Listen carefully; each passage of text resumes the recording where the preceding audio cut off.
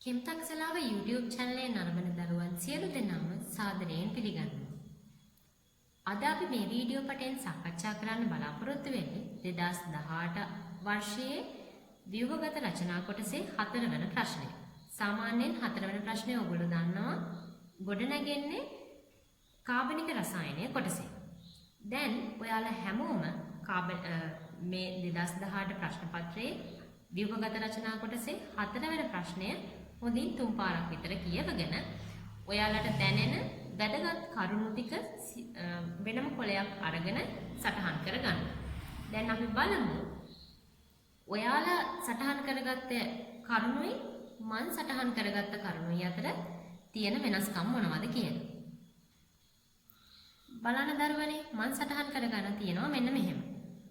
අණුක සූත්‍රය C5යි H10යි O1යි ඒ වගේම මේකේ තියෙනවා කියලා තියෙනවා ABC කියලා සංයෝග තුනක්.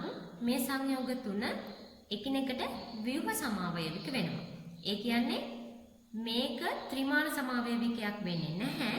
අනිවාර්යයෙන්ම දාම් සමාවයවිකයක් හෝ ස්ථාන සමාවයවිකයක් හෝ ක්‍රියාකාරී කාණ්ඩ සමාවයවිකයක් විය යුතුයි.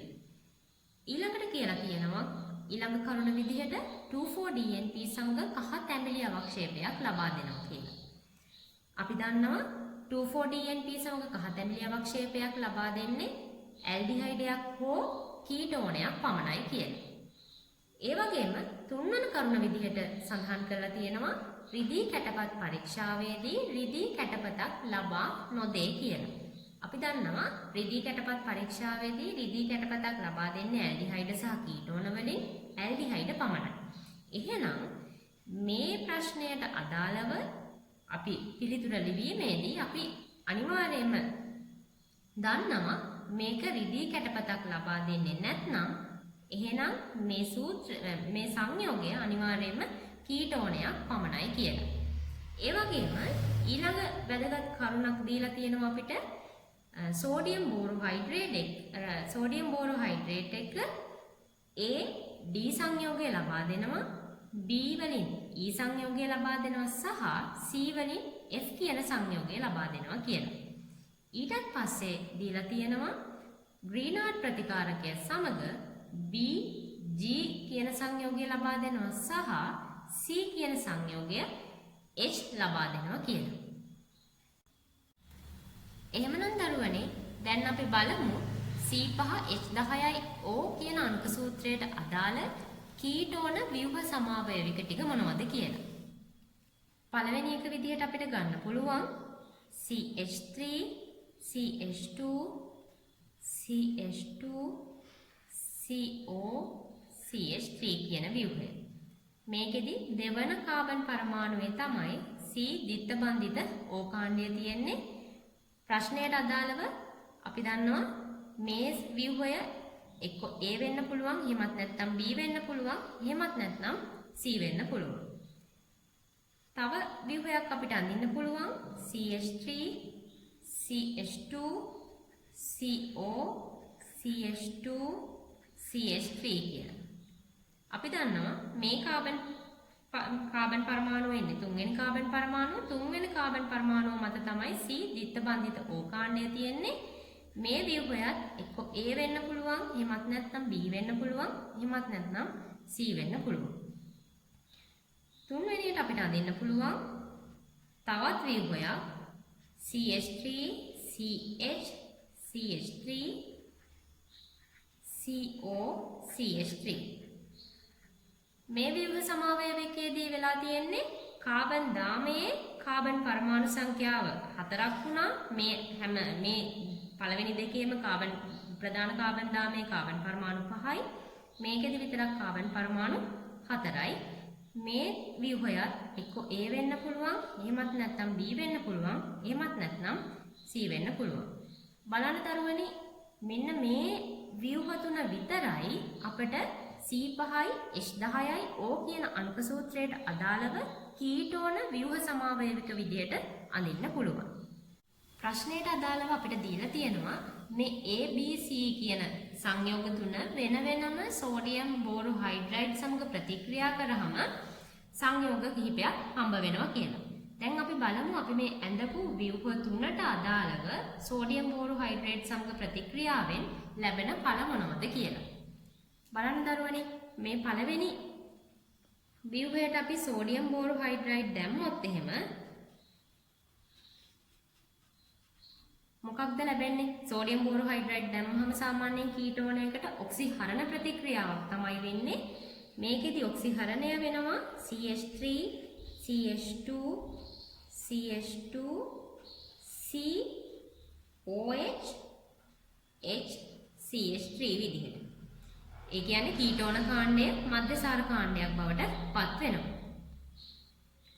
ඒ වගේම දරුවනේ මේ ප්‍රශ්නයේ කියලා තියෙන විදිහට මේ හැදෙන සංයෝගය D හෝ E හෝ F වෙන්න පුළුවන්. ඊළඟට අපි බලමු දෙවන සංයෝගයට සෝඩියම් බෝරෝහයිඩ්‍රේට් දැම්මම මොකද්ද වෙන්නේ කියලා. මේකටත් සෝඩියම් බෝරෝහයිඩ්‍රේට් දැම්මම ඔක්සිහරණ ප්‍රතික්‍රියාවක් තමයි වෙන්නේ. එහෙනම් මෙතනදී C දිත්ත බන්ධිත O කාණ්ඩය OH වෙනවා. මෙන්න මේකෙදි හැදෙන්නේ මෙන්න මේ ව්‍යුහය. මේ ව්‍යුහයත් එක්ක D වෙන්න පුළුවන්, එහෙමත් නැත්නම් E වෙන්න පුළුවන්, එහෙමත් නැත්නම් F කියන සංයෝගය වෙන්න පුළුවන්. දැන් අපි බලමු අවසාන ව්‍යුහයට. අවසාන සංයෝගයට සෝඩියම් බෝරෝහයිඩ්‍රේට් දැම්මහම කලින් සඳහන් කරපු විදිහටම CH3 CH CH3 COH HCH3 බවට මේ C දිත්ත බන්ධිත O කාණ්ඩය ඔක්සිහරණය වීමකට ලක් වෙනවා. මේ සංයෝගයත් මේ ලැබෙන සංයෝගයත් එක්ක D එහෙමත් නැත්නම් E එහෙමත් නැත්නම් F කියන සංයෝගය වීමේ හැකියාවක් තියෙනවා. ඊළඟට දරුවනේ අපිට මේ ප්‍රශ්නේ කියනවා මේ හැදෙන D E F කියන ව්‍යුහ වලින් E සහ F පමණක් ප්‍රකාශ සමාවයවිකතාවය පෙන්වනවා කියලා. අපි දන්නවා ප්‍රකාශ සමාවයවිකතාවය පෙන්වන්න නම් කයිරල් කාබන් එකක් තියෙන්න ඕන. මේ ව්‍යුහයේදී අපි දකිනවා මේ කාබන් පරමාණුව ගත්තොත් මෙයාගේ එකිනෙකට වෙනස් පරමාණු හතරක් තමයි මේ කාබන්ට බැඳිලා තියෙන්නේ. එහෙනම් මෙයා කයිරල් කාබන් එකක් වෙනවා. එහෙනම් මේ ව්‍යුහය ප්‍රකාශ සමාවයවිකතාවය පෙන්නනවා. ප්‍රශ්නයට අදාළව මේ ප්‍රකාශ සමාවයවිකතාවය පෙන්නනවා නම් එක්ක මේ ව්‍යුහය E එහෙමත් නැත්නම් F වෙනවා. ඒ කියන්නේ මේ ව්‍යුහය අනිවාර්යයෙන්ම D ව්‍යුහය වීමේ හැකියාවක් නැහැ. ඊළඟට ඇඳලා තියෙන සංයෝගය සැලකුවොත් එහෙම මේකේ අපි දකිනවා එකිනෙකට සමාන කාණ්ඩ දෙකක් තියෙනවා. CH2 CH3 කාණ්ඩ දෙකක් බැඳිලා තියෙනවා. එහෙනම් මේ තියෙන කාබන් පරමාණුව කයිරල් කාබන් එකක් නෙමෙයි. එහෙනම් මේ කියන සංයෝගය ප්‍රකාශ සමාවයවිකතාවය පෙන්වන්නේ නැහැ. එහෙනම් මේ සංයෝගය D වීමේ හැකියාවක් තියෙනවා.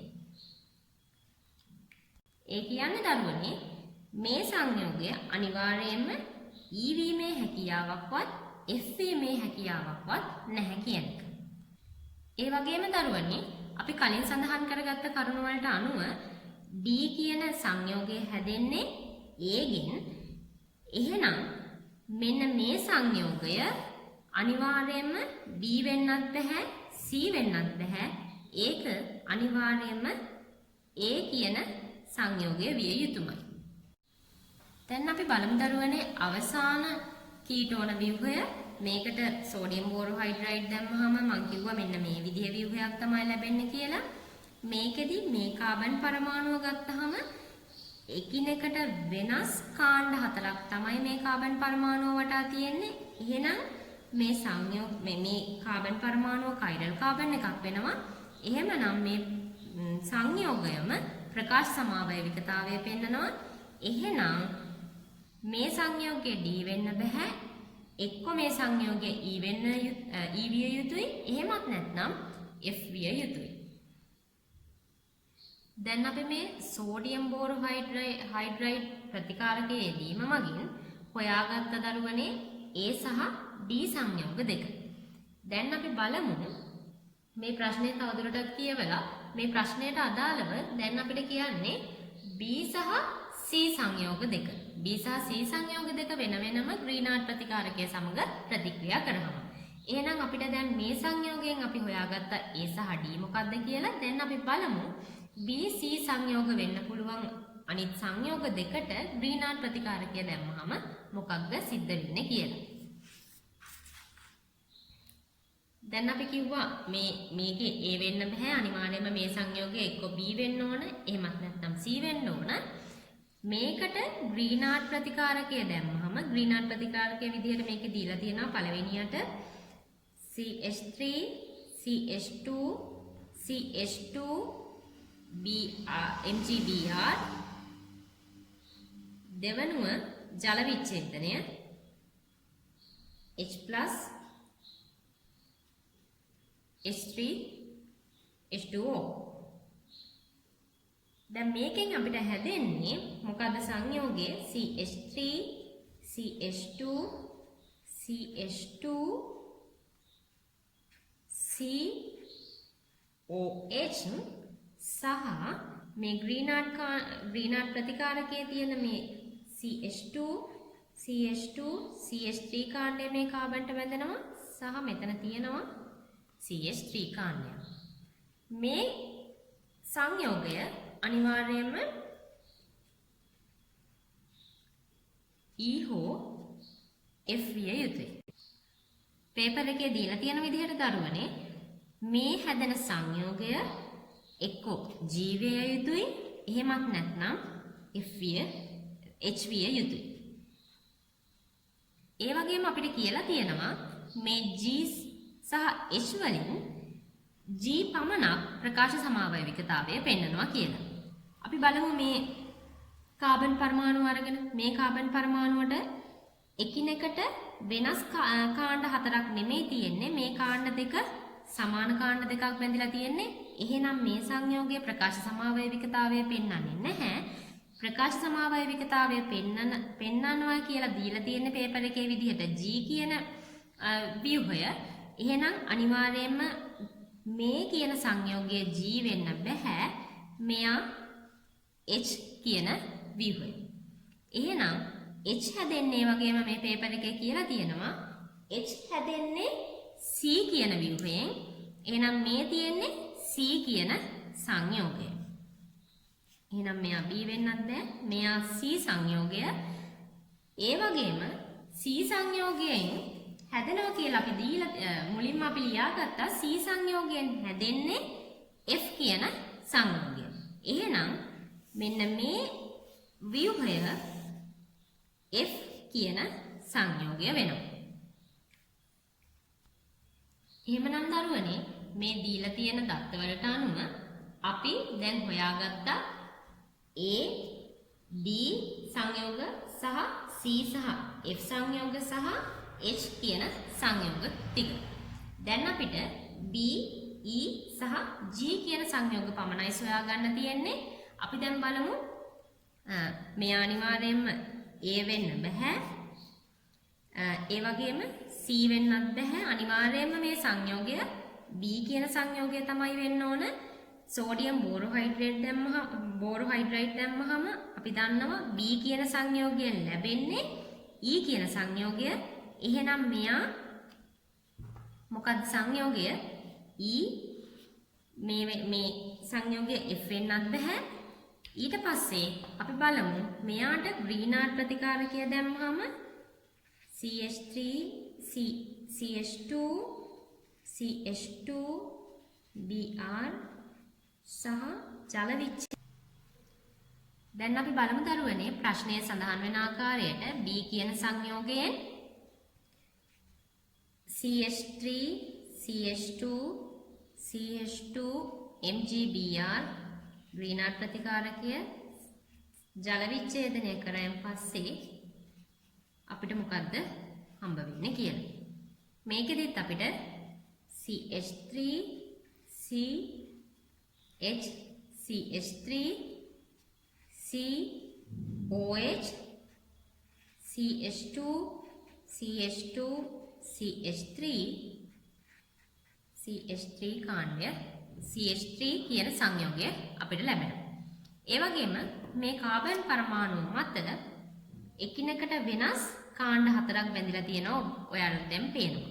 ඒ කියන්නේ මේ කාබන් පරමාණු කෛරල් කාබන් එකක් වෙනවා. මේ කෛරල් කාබන් එක නිසා මේ සංයෝගයේ ප්‍රකාශ සමාවයවිකතාවය පෙන්නනවා. ඒ වගේම අපිට දත්තවල මුලින්ම දීලා තියෙනවා B's කියන සංයෝගයෙන් ලැබෙන්නේ G කියන සංයෝගය කියලා. එහෙනම් මේක තමයි අපිට හම්බ වෙන G සංයෝගය වෙන්නේ. දැන් නම් බලමු දරුවනේ මේ හතරවෙනි ප්‍රශ්නේ දෙවෙනි කොටස. දෙවෙනි කොටසෙන් කියන්නේ A කියන සංයෝගයට 2,4-DNP දාලා විජලනය කරාට පස්සේ ලැබෙන සංයෝගය කුමක්ද කියලා. අපි දන්නවා A කියන සංයෝගය තමයි මේ තියෙන්නේ. මේකට 2,4-DNP දැම්මහම මුලින්ම බලන්න ඕනේ ඔයගලන්ට මතක තියෙන්න ඕනේ 2,4-DNP වල ව්‍යුහය. 2,4-DNP කියලා කියන්නේ මේ බෙන්සීන් වලයට NH2 කාණ්ඩයක් බැඳිලා තියෙනවා. ඒ වගේම මේ 2 සහ 4 ස්ථානවල NO2 කාණ්ඩ දෙකක් බැඳිලා තියෙනවා. දැන් මොකද්ද වෙන්නේ? මේ A කියන සංයෝගයේ තියෙන ඔක්සිජන් සහ මේ 2,4-DNP වල තියෙන H2 මේ විදිහට ජල අණුවක් විදිහට ඉවත් වෙනවා. ඒ ඉවත් වුණාට පස්සේ මෙතන තියෙන මේ නයිට්‍රජන් මේ කාබන් සමග ද්විත්ව බන්ධනයක් හදනවා. ඊට පස්සේ අවසානයේදී අපිට ලැබෙන ඵලය වෙන්නේ මොකක්ද? CH3 CH2 C මෙතන ද්විත්ව බන්ධනයක් මම කිව්වා තියෙනවා කියලා. ඒකට තමයි නයිට්‍රජන් බැඳෙනවා කිව්වේ. CH2 CH3 මෙතන නයිට්‍රජන් බැඳුනහම දරුවනේ ඔයගලන්ට පේනවා මේ නයිට්‍රජන් තමයි මෙතනට බැඳිලා තියෙන්නේ. ඊළඟට ඔයගලන්ට පේනවා මෙතන තව නයිට්‍රජන් එකක් තියෙනවා. ඒ නයිට්‍රජන් මත තව හයිඩ්‍රජන් එකක් බැඳිලා තියෙනවා. මෙතනින් ඊළඟට මේ නයිට්‍රජන්ට බෙන්සීන් වලයක් බැඳිලා තියෙනවා. මේ බෙන්සීන් වලේ 2 සහ 4 ස්ථානවලදී NO2 කාණ්ඩ දෙකක් බැඳෙනවා. මෙන්න මේක තමයි අවසාන ඵලය වන්නේ මේ A කියන සංයෝගයට 2,4-DNP දාලා විජලනය කරහම. දැන් දරුවනේ අපි බලමු හතරවෙනි ප්‍රශ්නයේ B කොටසට අදාළව මොනවද දීලා තියෙන්නේ කියලා.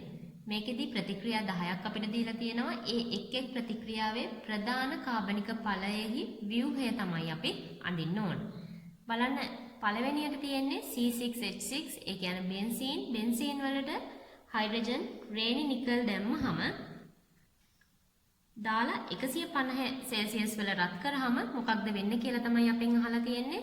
මේ බෙන්සීන් වලදී හයිඩ්‍රජන් රේනි නිකල් දැම්මහම මොකක්ද වෙන්නේ? සයික්ලෝහෙක්සේන් හැදෙනවා. බෙන්සීන් වල ද්විත්ව බන්ධන ටික නැති වෙලා ඒ ද්විත්ව බන්ධන වලට හයිඩ්‍රජන් එකතු වෙනවා. එහෙනම් අපිට හැදෙන්නේ සයික්ලෝහෙක්සේන් කියන ව්‍යුහය. ඊළඟට මෙතන අපිට තියෙනවා C6H5NH2 මේ C6H5NH2 කියලා කියන්නේ ඇනිලීන්. ඇනිලීන් වලට බ්‍රෝමීන් දියර දැම්මහම මොකද්ද වෙන්නේ දරුවනේ? මේ බෙන්සීන් වල මේ විදිහ තමයි ඇනිලීන් ව්‍යුහය එන්නේ. ඇනිලීන් වලට බ්‍රෝමීන් දියර දැම්මහම මේ ඕත ස්ථාන දෙකට සහ පැරා ස්ථානයට බ්‍රෝමීන් කාණ්ඩය ආදේශ වෙනවා. ඊළඟ දරුවනේ මේ තුන්වෙනි ප්‍රශ්නයේදී අපිට දීලා තියෙනවා CH3CHO කියන ඇල්ඩිහයිඩයට ජලීය සෝඩියම් හයිඩ්‍රොක්සයිඩ් දාලා විජලනය කරාම මොකද්ද ලැබෙන ඵලය කියලා. මෙතනදී තියෙන ඇල්ඩිහයිඩ් එකක්. ඇල්ඩිහයිඩ් එකට ජලීය සෝඩියම් හයිඩ්‍රොක්සයිඩ් දැම්මහම වෙන්නේ ඇල්ඩෝල් සංකරණයක්. ඇල්ඩෝල් සංකරණයේදී අපිට හම්බ වෙන්නේ CH3 COH H CH2 COH කියන ඵලය. මෙතනදී ඊළඟට අපිට කියලා තියෙනවා මේක විජලනය කරන්න විජලනයට ලක් වෙනවා කියලා. මේ විජලනයේදී මොකද්ද වෙන්නේ? මේ OH කාණ්ඩය සහ හයිඩ්‍රජන් පරමාණුවක් ඉවත් වෙනවා. ඉවත් වෙලා අපිට අවසාන ඵලය විදිහට ඔයාලා ලියන්න ඕන CH3 CH දිත්ත බන්ධිත CH COH කියන ඵලය තමයි ඔයාලා අවසාන ප්‍රතිඵලයේ විදිහට මේකේ ලියන්න ඕන. ඊළඟ හතරවෙනි එකේදී තියෙන්නේ ඩයසෝනියම් ලවණයක් C6H5N2+ Cl- මේකට අපි දන්නවා H3PO2 දාලා රත් කරාම මෙන්න මේ N2Cl කියන කාණ්ඩය ඉවත් වෙනවා. ඉවත් වෙලා අපිට බෙන්සීන් කියන එක තමයි බෙන්සීන් කාණ්ඩය තමයි අපිට ප්‍රධාන ඵලයේ විදිහට ලැබෙන්නේ. ඒ වගේම ඊළඟට පස්වෙනි ප්‍රශ්නයේ තියෙනවා ඇමයිඩ් එකක්. එහෙමත් නැත්නම් ඇමයිඩයක්. ඇමයිඩයට ජලීය සෝඩියම් හයිඩ්‍රොක්සයිඩ් දාලා රත් කරාම මොකද වෙන්නේ?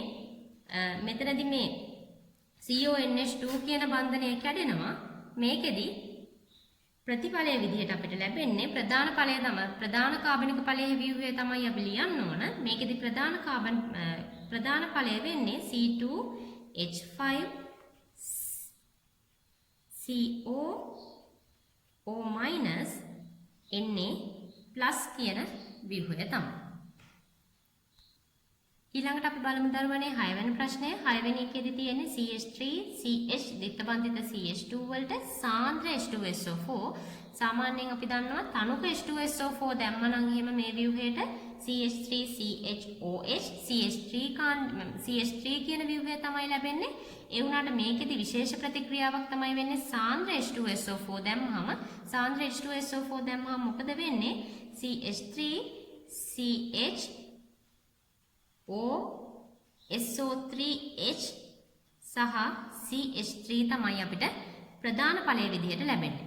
මේකට නැවතත් ඔයගලන්ට දීලා තිබ්බොත් එහෙම මේකට නැවතත් ජලය එකතු කරනවා කියලා ආපහු වෙන්නේ තනුක සල්ෆියුරික් අම්ලය දැම්මහම සිද්ධ වෙන ප්‍රතික්‍රියාවමයි. ඒ කියන්නේ මෙන්න මේ කාණ්ඩය අයින් වෙලා මේ වෙනුවට OH කාණ්ඩයක් මෙතනට එනවා. ඊළඟට මෙතනදී තියෙන්නේ අම්ල ක්ලෝරයිඩ් එකක් CH3COCl. මේකට ඇමෝනියා දැම්මහම අපි දන්නවා මොකද්ද වෙන්නේ?